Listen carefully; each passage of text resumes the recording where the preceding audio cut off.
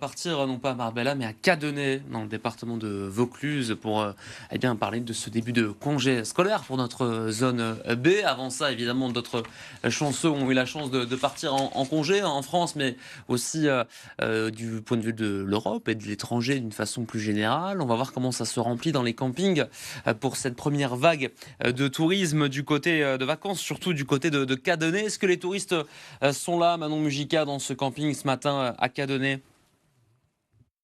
Oui, effectivement, les nordistes sont arrivés. Il y a aussi beaucoup de locaux, de sudistes. Nelly, est-ce que vous avez effectué beaucoup d'arrivées là ce week-end? Oui, beaucoup d'arrivées. Nous avons dépassé, je pense, plus de 140 arrivées ce week-end. Donc c'est très bien c'est prometteur pour un début avril. Le taux d'occupation, il est de combien? Aujourd'hui à plus de 87%, donc c'est très performant, donc c'est très bien, c'est très bien. La semaine dernière aussi, vous avez des vacanciers? Oui, on a commencé avec les Savoyards, les gens de Lyon.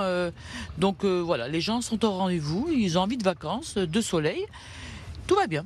Alors dans le contexte actuel, c'est vrai qu'on parle beaucoup de la hausse des prix du carburant. Est-ce que ça a un impact sur les réservations? Est-ce que vous avez par exemple subi des annulations?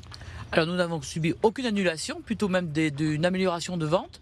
Donc non, les gens ont vraiment besoin de vacances. Ils ont fait en sorte de pouvoir venir en vacances avec les moyens qu'on leur donnait par rapport à l'essence. Les vacances, ça ne fait pas partie du sacrifice, hein? Non, pas du tout. Non, non, les vacances, c'est sacré.